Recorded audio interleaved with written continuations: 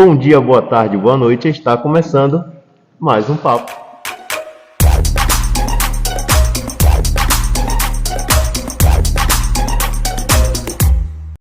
Hoje estou aqui com Pastor Adailton. Pastor Adailton, Pai Adailton pai Adailton e policial Adailton. policial Adailton.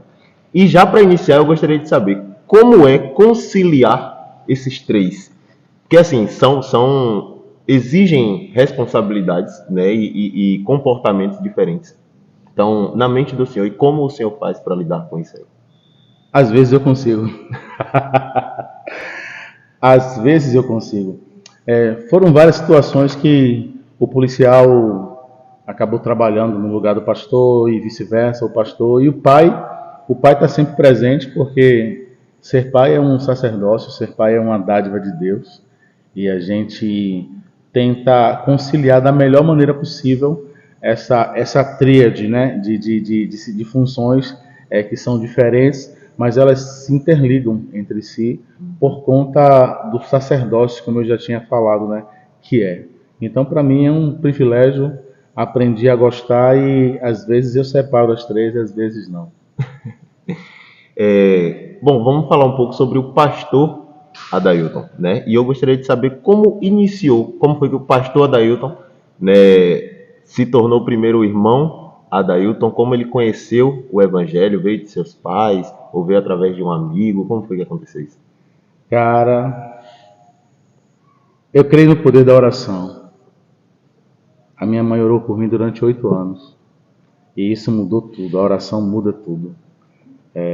Eu era criança, jovem ainda, e tinha muita dificuldade de relacionamento com os meus pais. Minha mãe entregou a vida para Jesus e começou a orar por mim. Eu lembro que ela levava fotos para a igreja para orar por mim. Minha mãe também fazia muito. As irmãs do coque oraram por mim, cara. Oraram por mim, por essa ovelha negra. Eu era chamado de ovelha negra, cão sem dono, no bairro onde morava. E no dia que eu entreguei a vida para Jesus, foi algo assim muito surpreendente para todo mundo. Eu me converti aos 17 anos, novembro de 97, na Igreja Batista Filho de Jerusalém. Entreguei minha vida para Jesus lá e servi lá até 2018. Entreguei minha vida para Jesus depois de muitos anos de oração da minha mãe. E daí, desde então, Deus tem feito essas coisas comigo. Coisas maravilhosas mesmo, É grandiosas. verdade. E, assim, após isso, após esse período de conhecer, de praticar, veio o pastor Adailton. E aí, como foi esse processo entre o irmão Adailton e o pastor Adailton? Qual foi, onde foi o ponto que surgiu esse interesse em se tornar o pastor Adailton? Eu volto para Dona Carminha, minha mãe. Minha mãe era uma sonhadora. Minha mãe, ela tinha sonhos em relação ao filho dela. Quando eu me converti, ela disse que o sonho dela era que o filho dela fosse pastor. Na verdade, minha mãe tinha 3 sonhos para mim. Minha mãe tinha o sonho que eu fosse pastor. Minha mãe falava que eu poderia ser policial para realizar um outro sonho dela que ela já havia pedido a meu avô. E minha mãe falava que eu tinha que fazer a advocacia. Antigamente não se falava direito. Antigamente se falava advocacia. Então, ela tinha esses 3 sonhos para mim. Eu nunca pensei em ser pastor, nunca despertou. Na verdade, quando eu entreguei minha vida para Jesus, eu quis servir.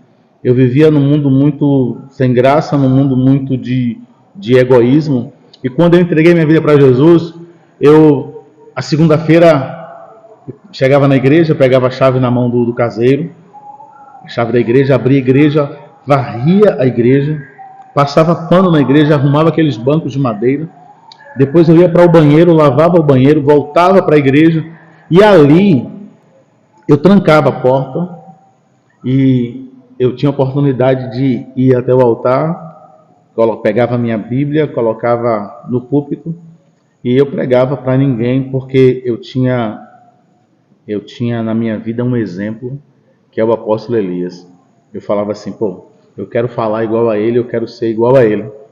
E aí eu começava a pregar durante 1 hora, 2 horas, acabava 9 horas, saía da igreja 11 horas, brincando de ser pastor ali no altar. E isso foi massa, porque assim, despertou no coração, não o desejo de ser pastor, mas de pregar a palavra de Deus, que eu acho muito bonita. O apóstolo Elias é uma pessoa que tem muita facilidade na pregação do evangelho, e eu comecei a dar os primeiros passos no que diz respeito à explanação da palavra de Deus. E citando, no caso, como o senhor tem o pastor Elias, né? É muito bom você ter uma pessoa como referência, porque às vezes você tem um projeto, com certeza, mas às vezes você não sabe nem como iniciar, como ir, e aí você encontra alguém como referência que já pode lhe dar alguns passos ali para... Sim, eu sempre falo do legado e de herança. Eu gosto de falar sobre isso. Herança é tudo aquilo que os nossos pais deixam para nós. E legado é tudo aquilo que os nossos pais ou o nosso líder deixa em nós. E o apóstolo Elias, ele deixou um legado em mim, e até hoje eu prezo muito, respeito muito, porque o que ele me ensinou sobre a vida, sobre Cristo, eu tenho levado e levarei para todo sempre, para toda a eternidade. Muito bom. E aí, já dando sequência, veio o irmão Adailton, veio o pastor Adailton, e aí o pastor Adailton deu início à comunidade Ágape, né? Que primeiro eu queria saber, o que significa Ágape? Qual o significado de Ágape? Interessante que tem um irmão aqui da igreja que ele foi no mercado com uma das nossas camisas e alguém perguntou para ele o que significa Ágape. Aí ele falou assim: você me apertou sem me abraçar. Ágape é amor incondicional. Vou parafrasear o que disseram para meu amigo, para o irmão da igreja. Ágape é Deus nos abraçando e Deus nos apertando. O amor ágape é o amor incondicional, é o amor que Deus sente pela humanidade. O texto áureo da Bíblia, eu considero João 3,16, cara. Porque Deus amou o mundo de tal maneira que deu seu Filho unigênito para que todo aquele que nele crê não pereça, mas tenha vida eterna. Então, assim, é o amor de Deus derramado em nossos corações e nesse mundão aí. Amém. Bom, pastor Adailton, responsável pela comunidade Ágape, certo? E isso te traz algumas responsabilidades, né? Que para quem é membro, para quem está sentado no banco escutando, né, as pregações e o louvor, eu acho que quem é membro não tem a noção do quão gigante é a responsabilidade de o senhor estar ali em cima, de manter aqueles cultos, de manter as pessoas interessadas em manter as pessoas vivas, né, para que chegue o culto do dia de domingo e a pessoa diga: poxa, hoje eu quero ir para a igreja, sabe? Então, eu queria saber do senhor, qual é essa estratégia, além do carisma que o senhor tem muito, muito grande, qual é a estratégia que o senhor tem para que mantenha as pessoas vivas e interessadas? É interessante, o pastor José Gonçalves, ele fala que não basta só carisma, tem que ter caráter. Então, o evangelho, ele é vivo, cara. Hebreus capítulo 4, versículo 12, diz assim: porque a palavra de Deus é viva e eficaz, é mais cortante do que qualquer espada de 2 gumes, divide alma e espírito, junta e medula, e é apta para discernir os pensamentos e intenções do coração.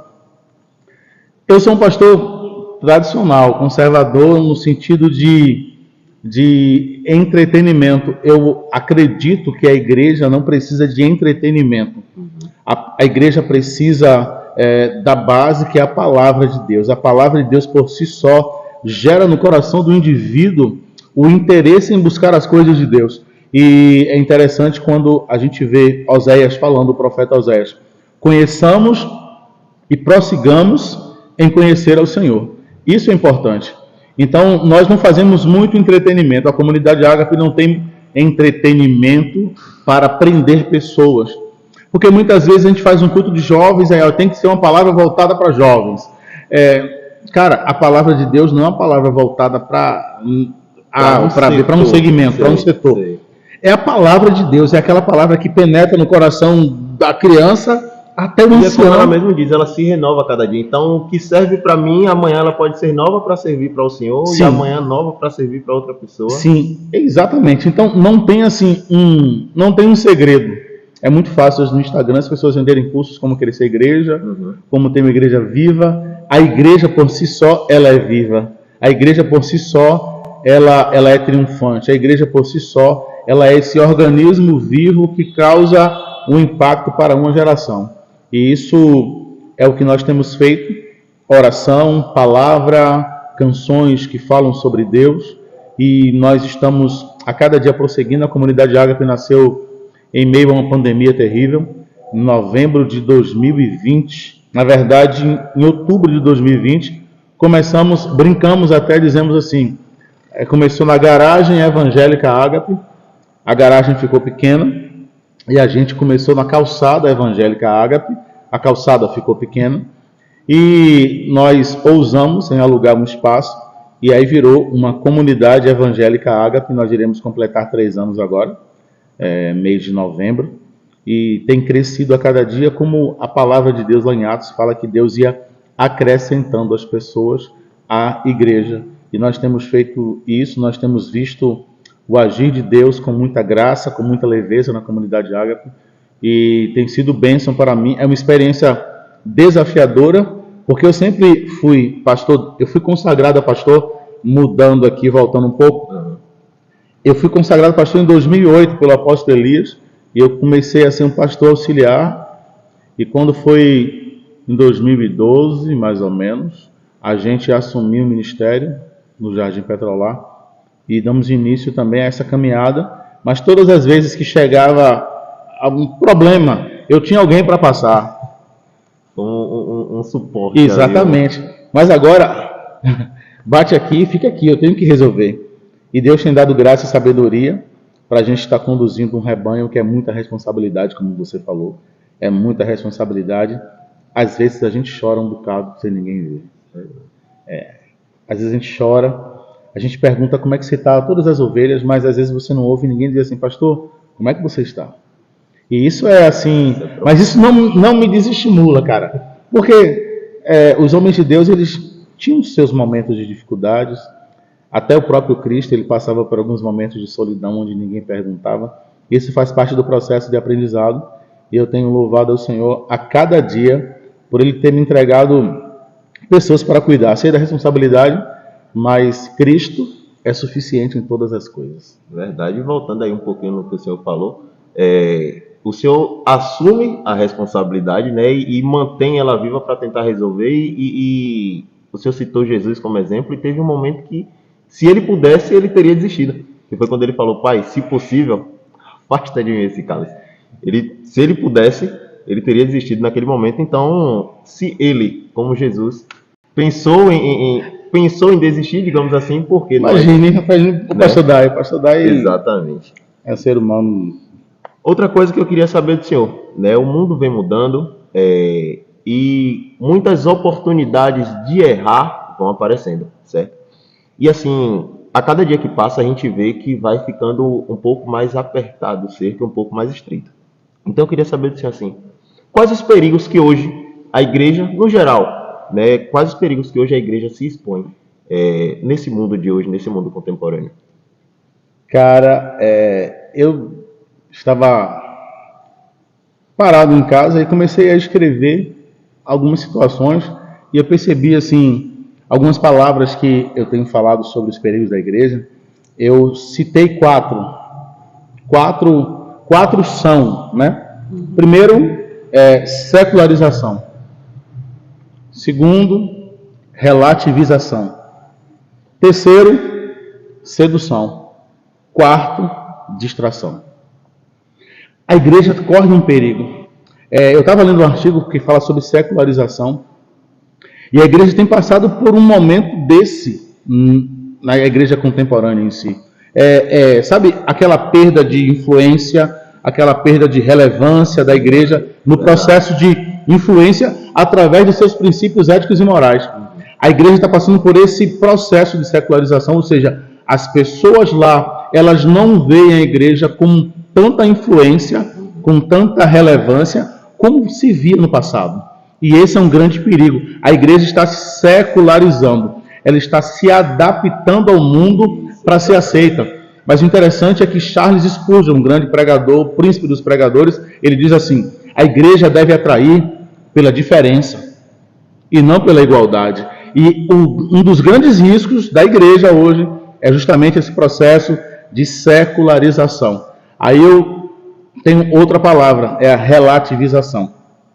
A relativização é a desconstrução das verdades pré-determinadas, buscando um ponto de vista do outro.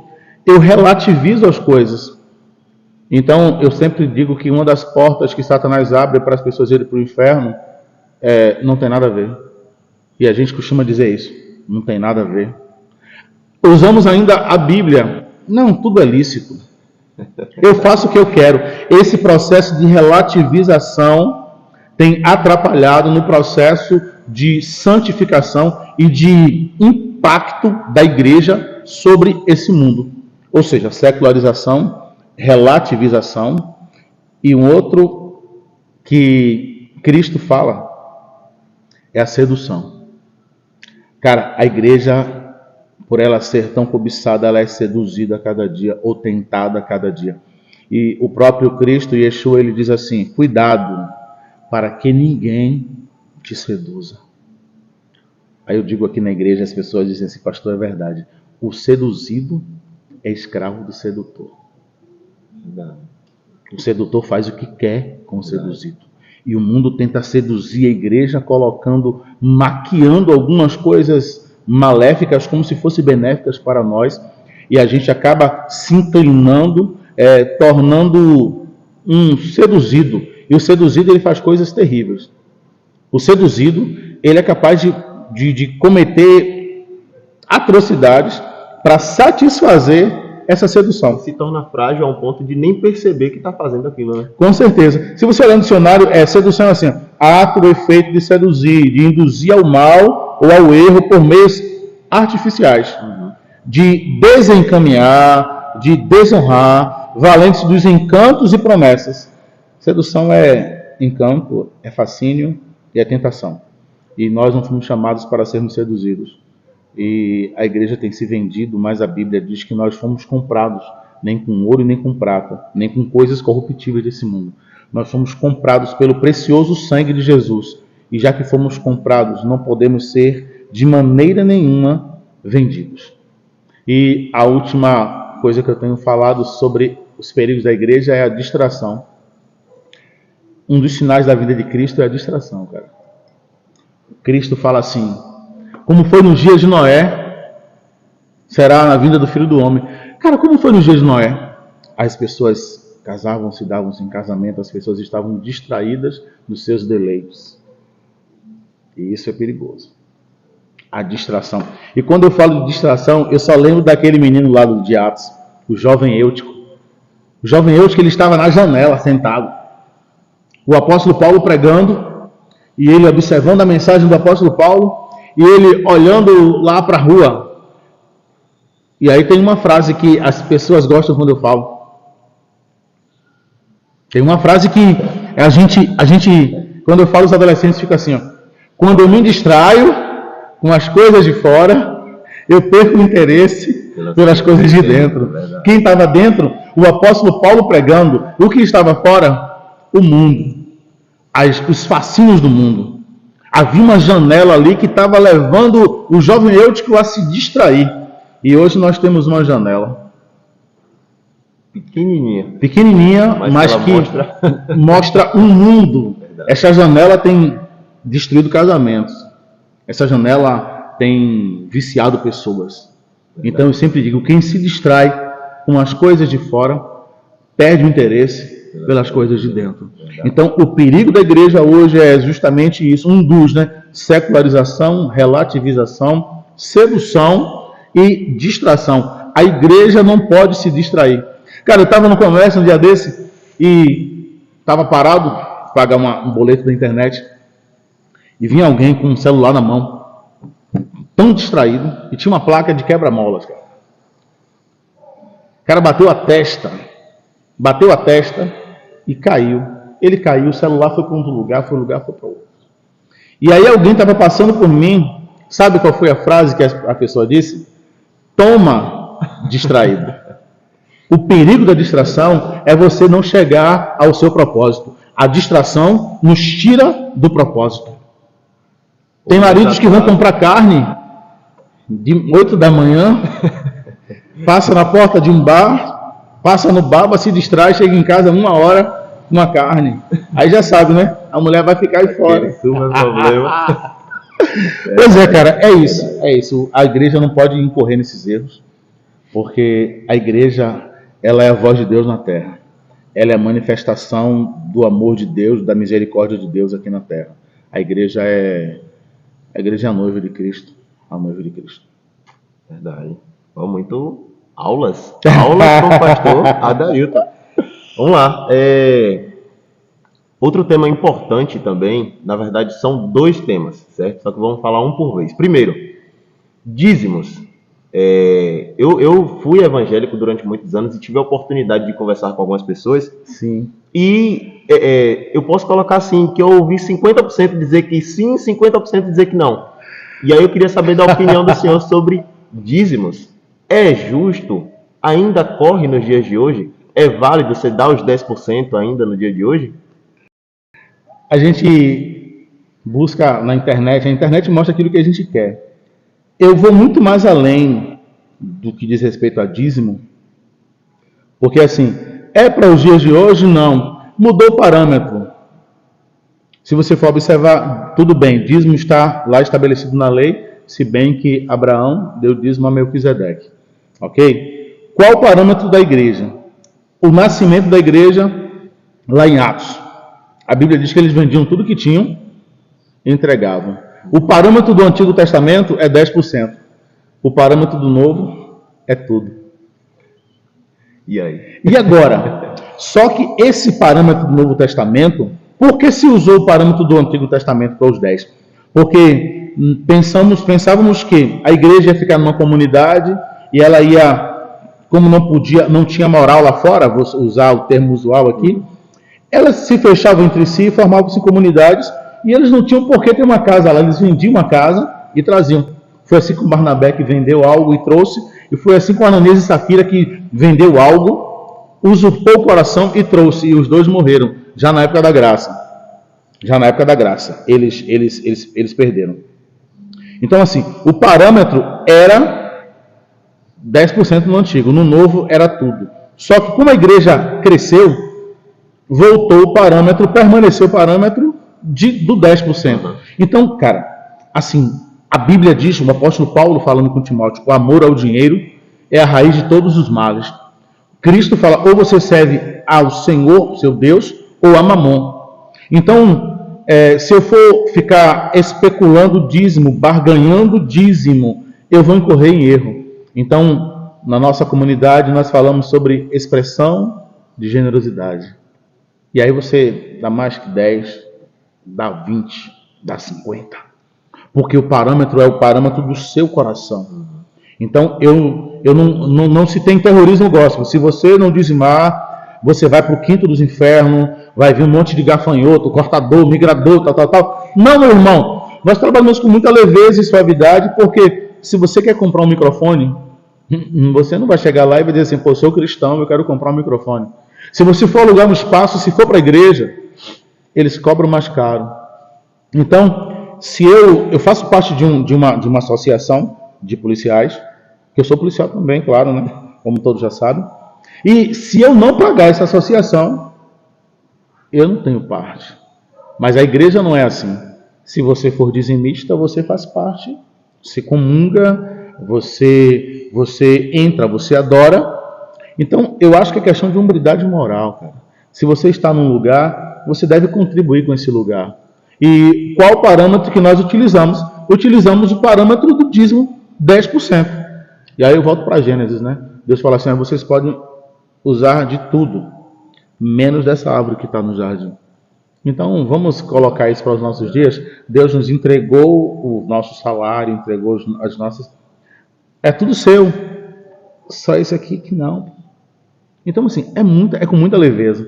Não tem nenhum terrorismo gospel, mas existe uma responsabilidade. Eu tenho ensinado os meus discípulos, as ovelhas, a serem dizimistas e ofertantes, não porque está preconizado na lei, não por causa de Melquisedeque, não. Eu faço isso para poder ensinar também o valor do melhor é dar, melhor coisa é dar do que receber. E dessa maneira nós estamos ajudando missionários, a gente paga luz, já pagamos até parcela de carro que estava atrasado. Cara, a gente faz isso aí porque assim, já tiramos a habilitação de alguém que tinha acabado de sair da cadeia. Então assim, as pessoas estão de fora, às vezes eles falam só como papagaios, eles repetem apenas, mas eles não sabem o real valor que tem em você ofertar, em você dizimar para a manutenção da obra do Senhor. Beleza? Muito importante, velho. Bom, e um outro tema também que eu gostaria de citar é com relação à ceia. Nós tivemos uma conversa há um tempo atrás. A gente estava em um determinado local e aí a gente reuniu e aí o senhor pôde falar sobre a questão da ceia e como funciona a ceia, né, aqui na comunidade Ágape. Confesso que eu fiquei bastante interessado em saber do senhor um pouco mais sobre isso, e se o senhor puder comentar um pouco sobre. Isso causou polêmica com alguns amigos, porque assim, a gente cresceu numa igreja onde só dizimava ou só tomava ceia quem fosse batizado, né? Uhum. E assim, eu particularmente já li a Bíblia umas 4 vezes e eu não vi nenhum parâmetro para isso. Nenhuma limitação. A ceia, ela não é exclusiva, a ceia é para incluir uma geração. Então, na nossa comunidade, nós ceiamos, porque parece uma incoerência espiritual. Se Jesus volta hoje, meu nome está escrito no livro da vida, eu fui salvo pela graça de Deus, eu estou salvo. Mas eu não posso comer como o ladrão da cruz. O ladrão da cruz, ele não precisou guardar o sábado, o ladrão da cruz, ele não precisou ceiar, nem se batizar. Hoje mesmo estarás comigo no paraíso. Então, nós ceiamos de que maneira? Você que é salvo em Cristo Jesus, você que tem o nome escrito no livro da vida, você que está em comunhão com uma sua igreja local, você pode vir ceiar. Aqui nós, a ceia, ela é também, o não batizado é também participante da ceia do Senhor.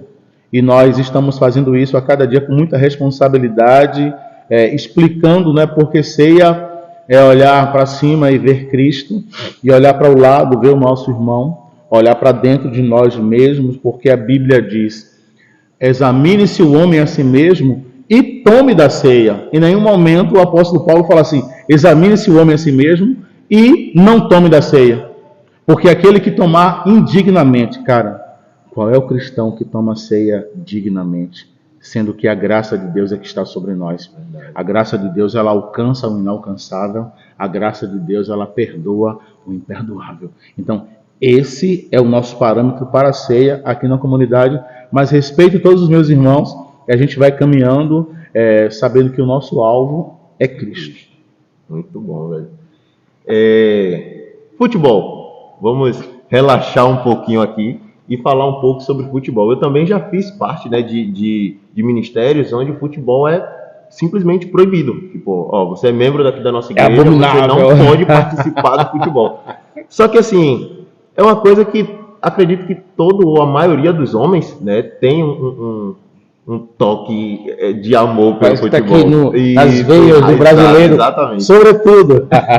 Então assim, eu queria saber do senhor qual a opinião, né, com relação ao futebol, a ligação, na verdade, entre o futebol e a igreja. Sou suspeito a falar, né, cara? Eu gosto muito de futebol, cara. É algo assim que gosto, tenho um projeto com crianças e eu tenho experiência muito forte quando eu fui pastor auxiliar na Filha de Jerusalém.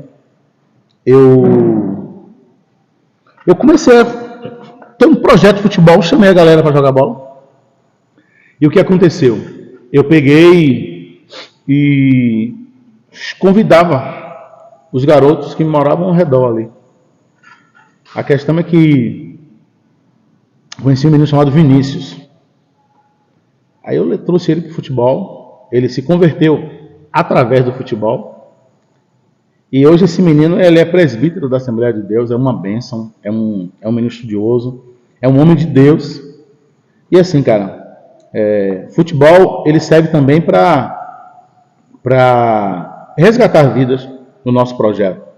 Respeito, obviamente, todos aqueles que são contra, que dizem que futebol é do diabo. Eu acho que futebol não é do diabo, é um esporte como todos os outros.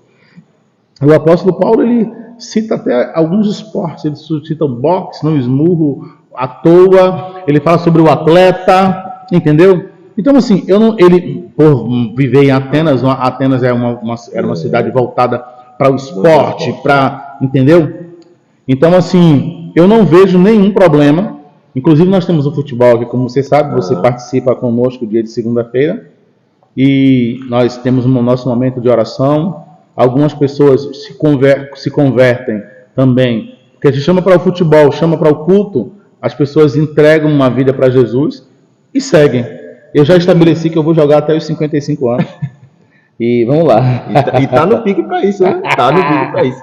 E também assim, pastor, como o senhor falou, a gente tem um futebol aqui da igreja nas segundas-feiras, onde eu participo, e eu tive a oportunidade de presenciar algo, né, que foi quando nós fomos ao futebol. Eu convidei um colega meu, e aí ele chegou lá no Baba, desconhecido, ninguém conhecia ele não conhecia ninguém, eu apresentei ele para o senhor.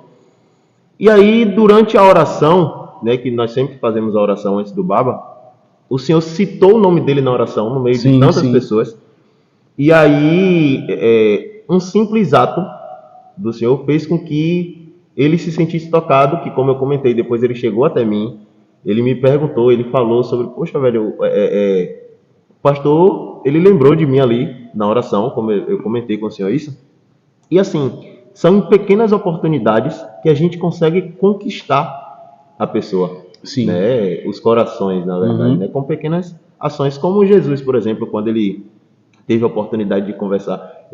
Talvez eu não tenha a mesma fluidez para falar com o senhor sobre a Bíblia, mas assim, quando Jesus chegou naquela mulher, que ela estava no poço, se não me engano, ele não chegou fazendo muito alarme, não. Ele chegou apenas fazendo uma pergunta. Ele fez uma pergunta simples para ela, né, relacionada a... Ele criou a oportunidade. Água. Isso, ele apenas criou uma oportunidade para que aquela mulher pudesse se abrir e ter um diálogo com ele. Ele não precisou chegar falando que era Jesus e que tinha... Não, coisas simples também atraem, né? Com certeza, com certeza. Então, pastor, o senhor tem algo a acrescentar sobre? Na verdade, eu falo novamente em relação ao apóstolo.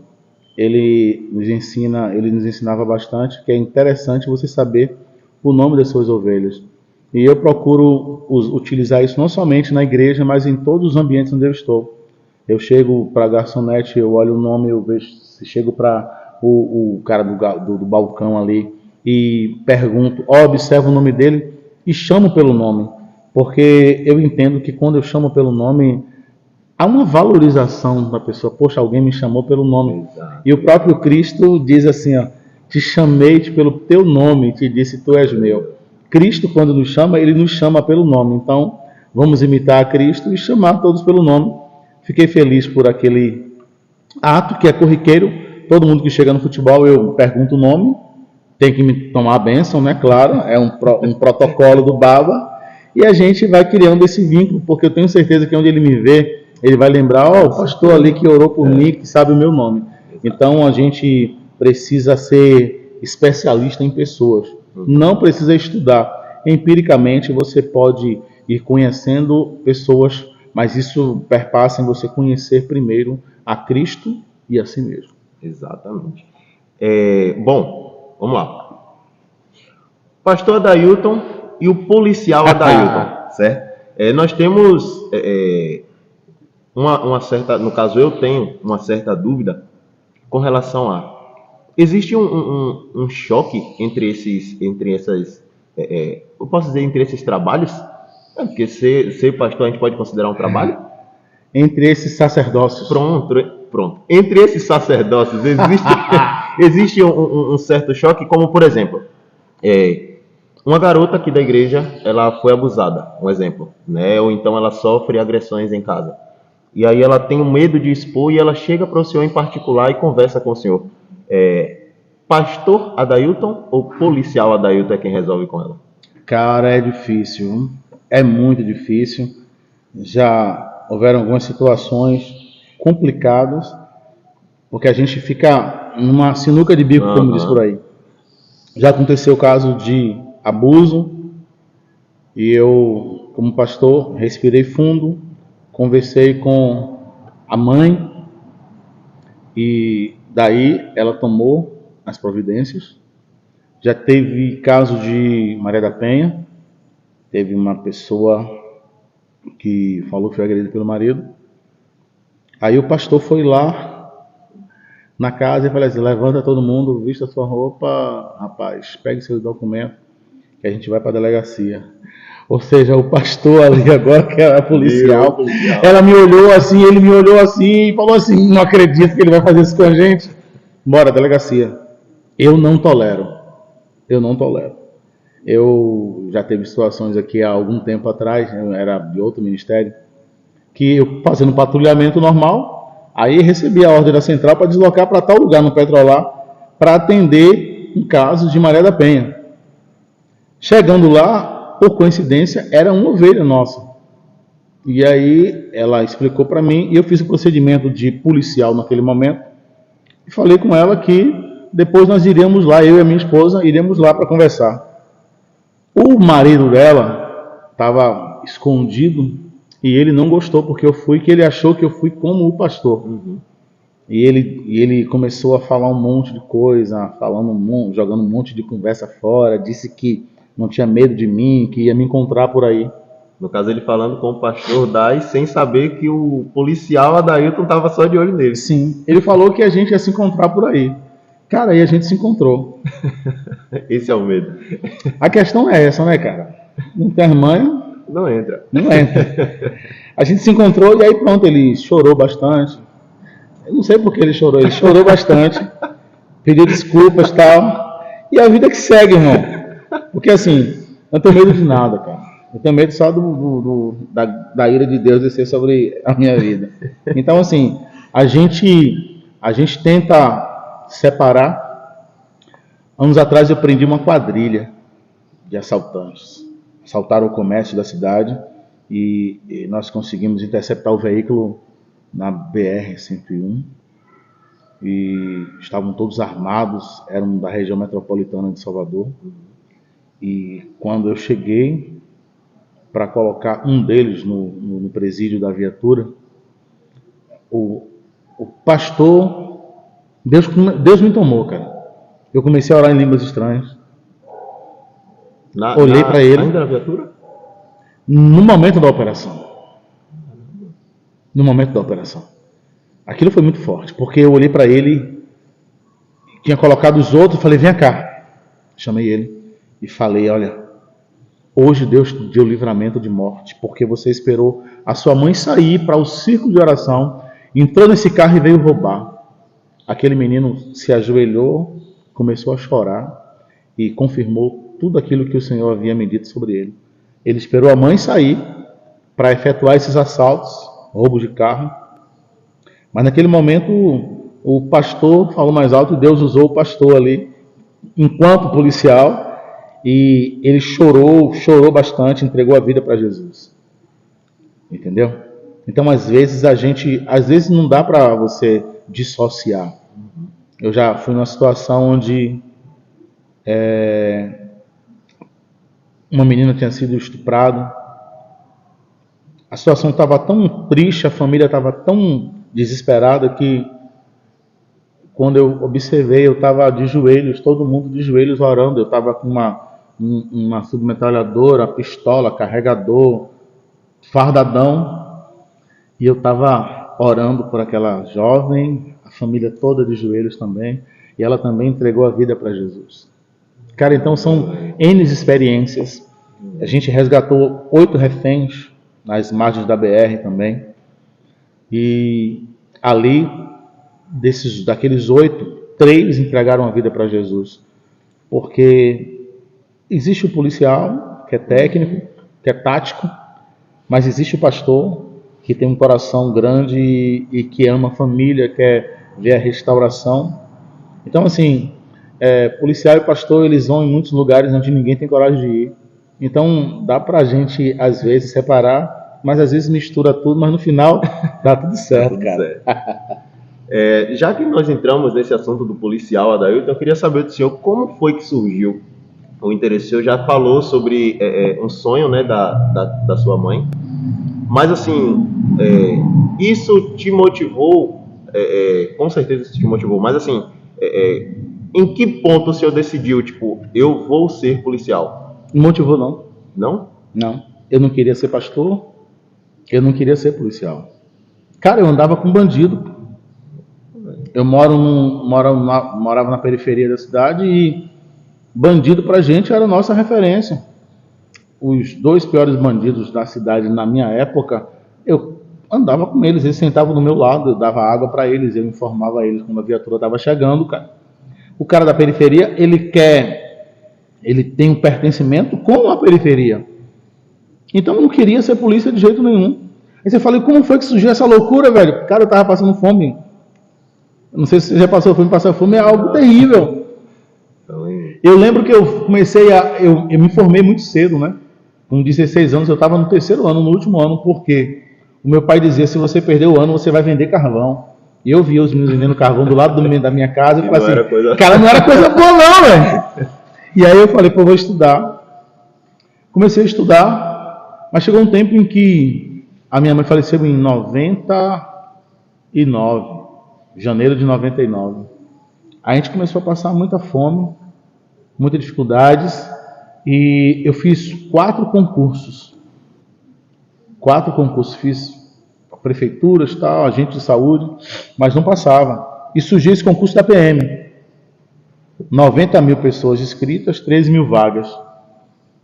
Aí eu falei, pô, eu só preciso de uma vaga para deixar de passar fome. E aí eu comecei a estudar, e quando foi em 2003, eu ingressei na corporação. 10 de março de 2003. Mas não era nenhum sonho meu, não. Mas e agora, pastor? Cara, agora, como eu digo, a minha vida ela tem propósito em todas as coisas. Existem vários policiais aqui que são minhas ovelhas. Então, Deus é um Deus de propósito. Existem policiais, eu sempre digo que a igreja mais segura da cidade, a minha, é quase um pelotão aqui. E eu louvo a Deus porque o ser policial me oportunizou a ir a lugares que poucas pessoas vão, a falar do amor de Deus a pessoas que poucas pessoas têm coragem de falar. E então você conhece as mazelas da sociedade, você conhece as dificuldades as quais o policial ele enfrenta. É uma classe que merece ser respeitada como todas as classes, mas o ser policial é algo diferente, é um sacerdócio para nós. E nós já temos 20 anos de corporação, caminhando a cada dia, aprendendo a cada dia e vivendo essa loucura de polícia, de pastor. No caso, pelo que eu entendi, então, o policial veio antes do pastorado. Primeiro veio a formação policial e depois o pastorado? Sim, eu me formei em 2003 na polícia. E a unção pastoral, a separação a ser pastor, a ordenação pastoral, ela aconteceu em 2008. Então eu fui policial primeiro, para depois ser consagrado a pastor. Bom, dentro do policiamento, né, existem muitas situações diversas que às vezes o senhor pode agir mais tranquilo, às vezes pode ou exige que chegue com uma pressão um pouco Mais maior. enérgica. Isso. Mas sempre lembrando que a gente precisa voltar para casa. Tem alguém Sim. nos aguardando em casa. Sim. Né? Então, assim, o senhor tem isso às vezes em determinadas situações, dentro de operações, dentro de apreensões.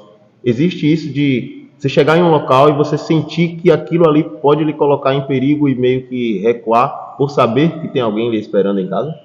Ah, com certeza. Existe uma matéria, uma disciplina chamada policiamento ostensivo geral. A gente usa técnicas e táticas policiais para poder você conhecer o ambiente. Quando nós estamos fazendo uma busca pessoal, existe todo um procedimento, não é de forma aleatória que a gente faz.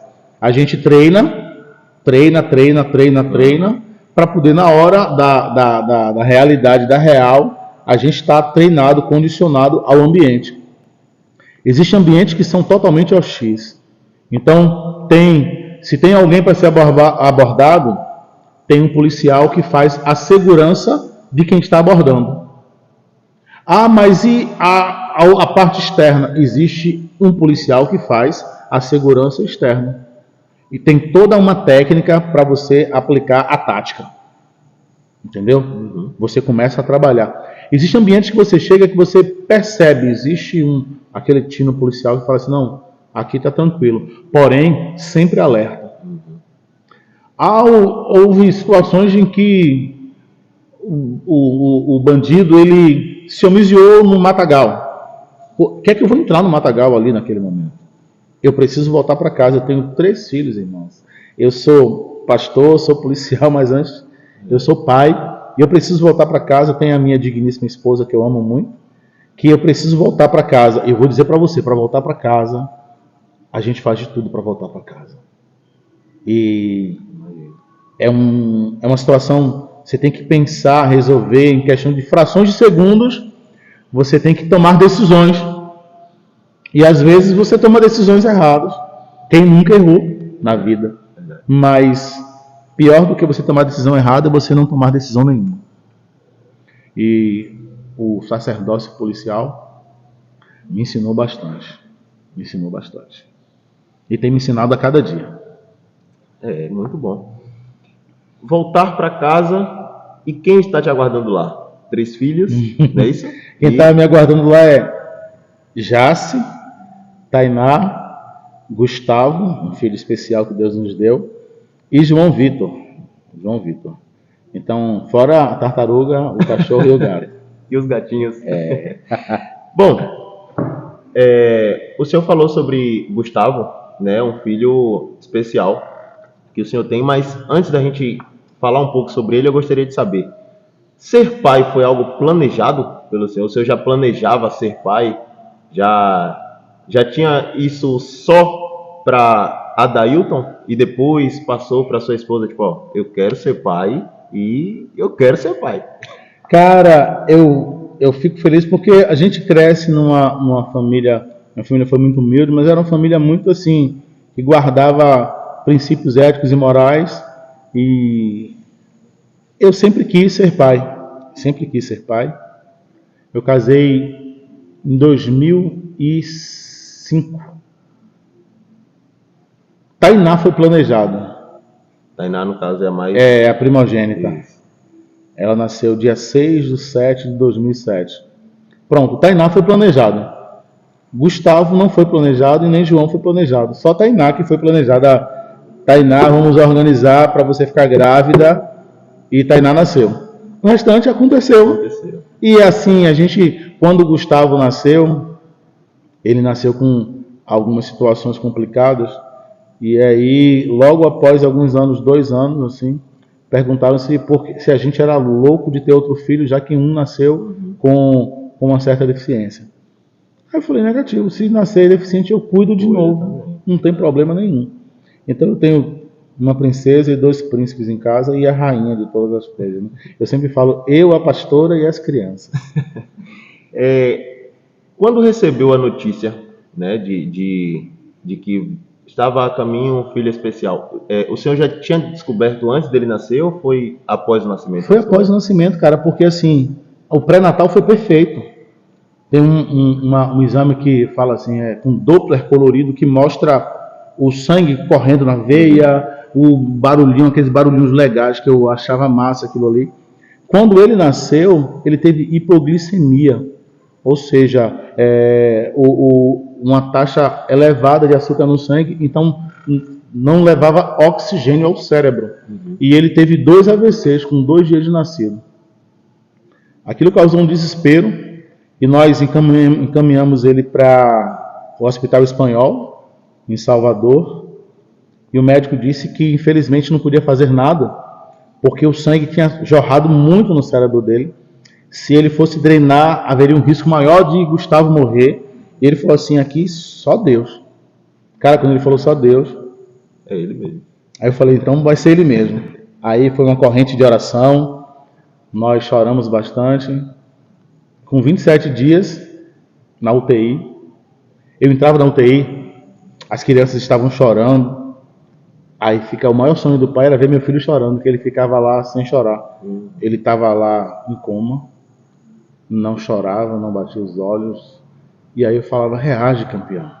Aquilo foi difícil para mim. E aí você pergunta a Deus por quê. E aí alguns irmãos chegam assim, não pergunte a Deus por quê, pergunte para quê. Aí tu pergunta para quê e não adianta nada, velho. E aí eu falei, e agora? Eu desci do 7º andar até o térreo, perguntando a Deus por quê, para quê. Eu quero meu filho de volta, Senhor. E depois de 27 dias eu vim aqui, eu estava em Salvador, vim para Lagoinhas, e alguém liga da UTI. Imagina só, alguém liga da UTI. Senhor pai de Gustavo Levi. Aí a mente trabalha, meu Deus. Não, é que o senhor pode vir buscar o seu filho.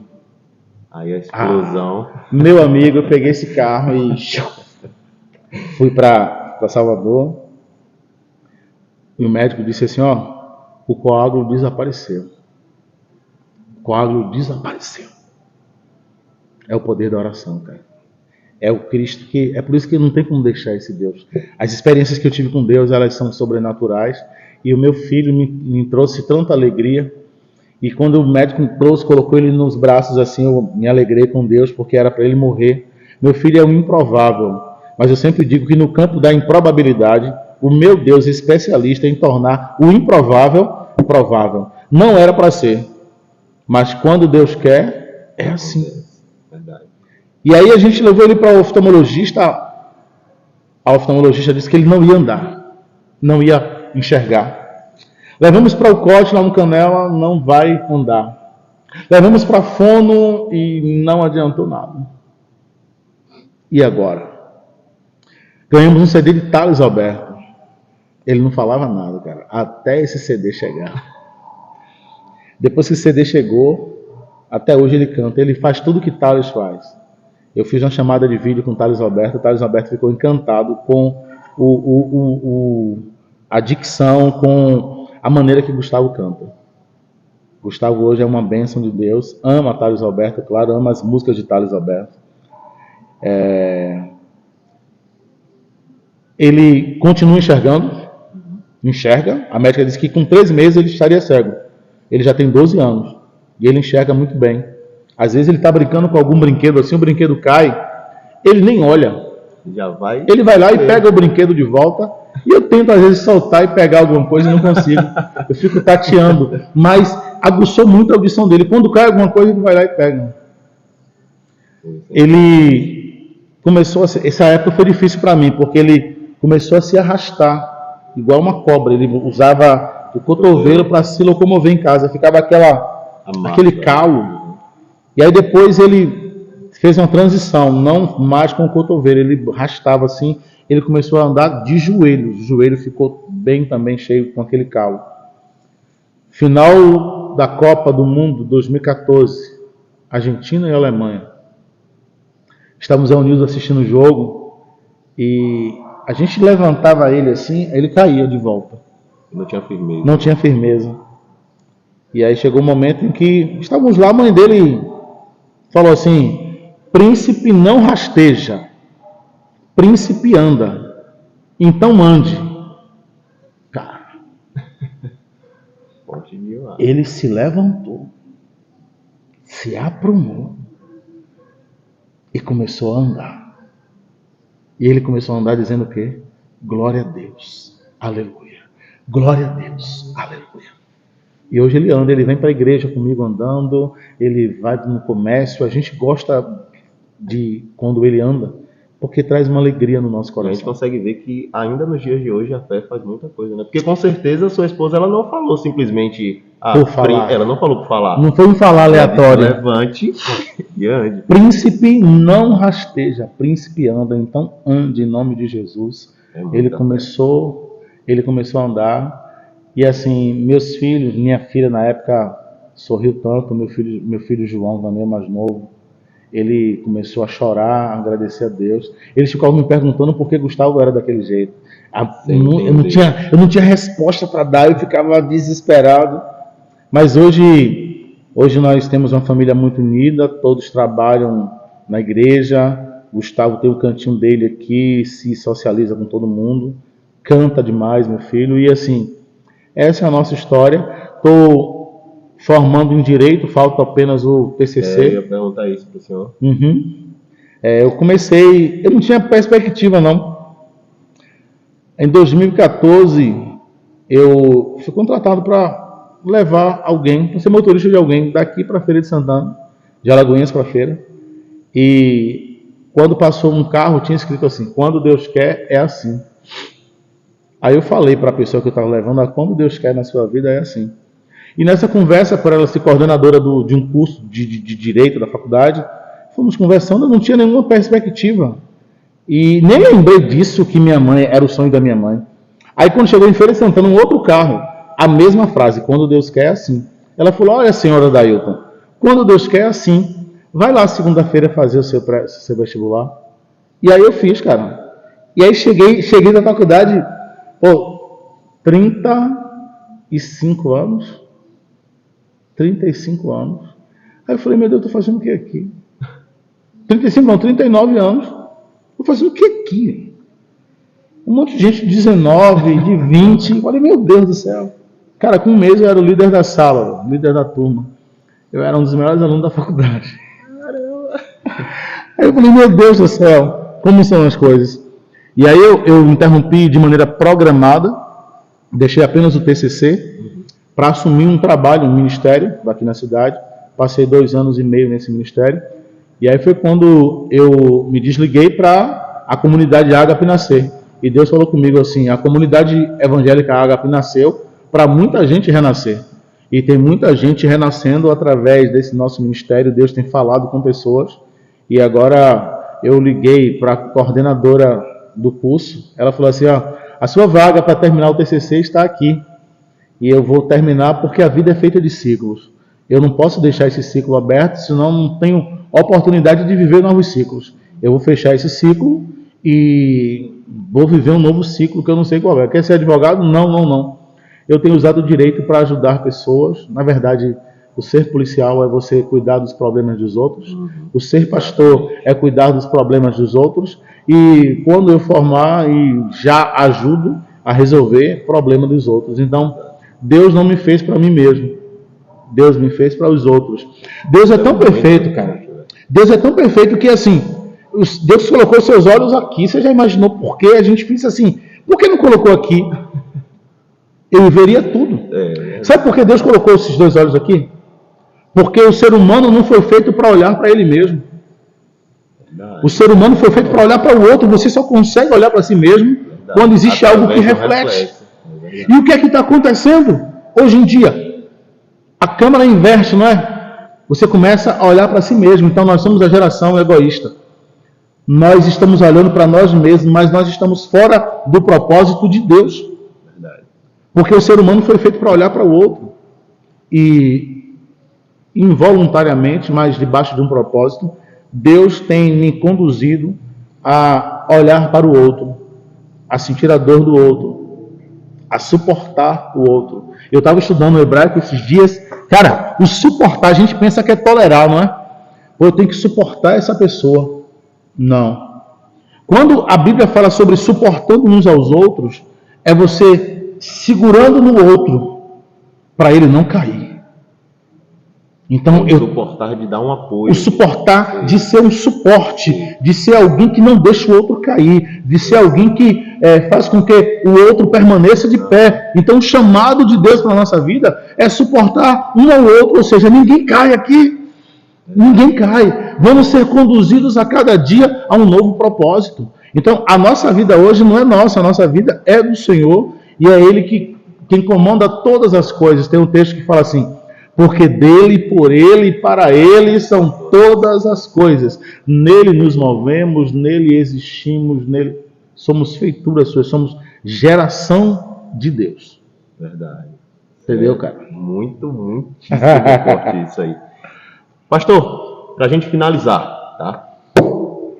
Pastor Adailton, policial Adailton e pai Adailton. Acredito que tem muita gente nos assistindo. E eu gostaria que o senhor dissesse ou desse um conselho para essas pessoas. Conselho é comigo mesmo. Busca Deus. O Salomão ele fala assim: ó, lembra-te do teu Criador nos dias da tua mocidade.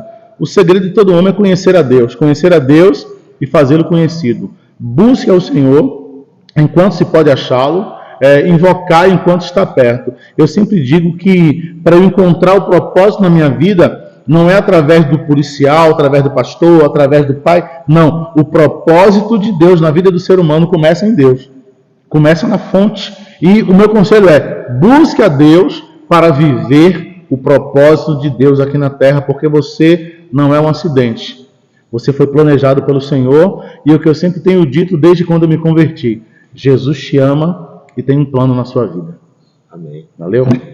Pastor, muito obrigado. Espero que tenhamos a oportunidade, né, de refazer isso aqui ainda melhor, com mais assuntos. E hoje eu entrevistei 3 e quem sabe eu posso entrevistar mais um ou mais 2 mais pra frente. É isso, estamos sempre à disposição. Agradeço a você, Vinícius Lessa, e segue Vini lá, deixa Deus te usar. Eu tenho certeza que um dia ele vai estar aqui comigo, viu, gente? Amém. Deus abençoe. Esse foi o Mais um Papo de hoje. Nos siga aí, certo? Acompanhe nosso canal que vai ter muita coisa bacana, vai ter muito convidado legal. Valeu? Show! Beijão.